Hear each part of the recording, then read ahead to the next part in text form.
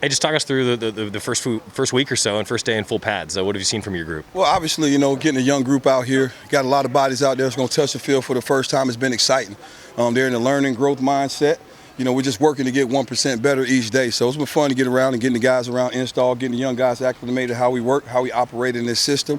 But it's been fun. First day in pads, right? We're still installing, so there's going to be some bumps along the way as we learn and we grow through this. But I'm very excited with the effort, very excited with the number of bodies that are running around, flying around.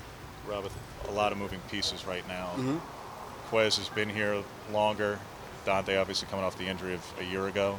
How do you look to handle the boundary spot at the moment? Is it Quez move or Kale moves over, or is it since Dante was there? Right now, we're kind of working through some things right now. You know what I mean? Putting guys left and right, fielding boundary.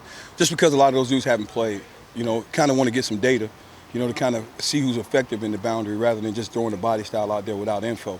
So, those guys have been working field and boundary, just keeping them home left and right a little bit until we can get a little bit more data once we get in full pass. So that's our understanding of it. That's how we're going to approach it. How big is Saturday then for those guys in particular, the less experienced? Yeah, it'd be huge just from how we operate. You know what I mean? Getting the calls from the sideline, knowing it down the distance. The little things that young guys need to learn, young guys need to continue to develop at. So it's going to be key for them, just trying to get in that atmosphere in the stadium. Not asking you about what may have happened today, but for Jalen in particular, again, another guy obviously was here in the spring, but you get an opportunity to see him so far this first week. Just what have you seen from him?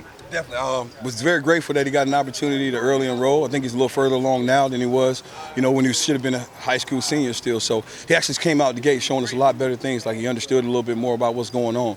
So I'm excited about him. We're going to still continue to push him and continue to see what he can do.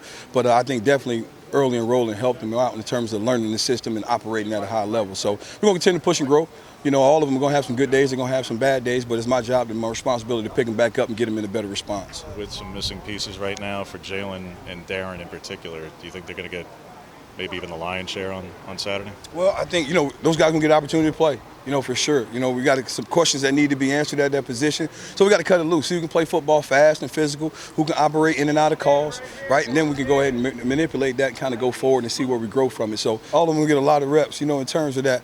But we'll definitely be keeping an eye on that. What do you want to see out of your group on Saturday? What's a successful scrimmage for you guys? I think we want to keep the ball in front of us first and foremost, right? And we want to align.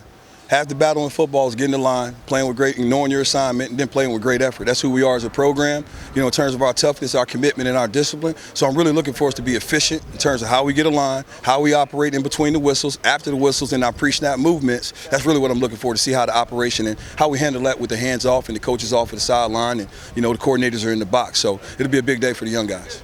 Coach, what have you seen from Crest Bridges, and how do you think his length is going to help you guys in the second day? Obviously, man, it's hard to coach. 6'3", you can't coach it. For him, just having that length, it gives another tool. Everybody in the room looks a little different. You got guys that are 6'3", some guys are 6 foot, some guys are 5'11", can do a little different things. So anytime you have a guy with a big body, a 7'2" wingspan, able to get hands-on guys, that's always an advantage for the defense, especially when you get in the red area. So for him, we're very proud of him, of the work that he's been doing. He's not a finished product just yet, but he's dedicated to the work. He's been doing a really good job.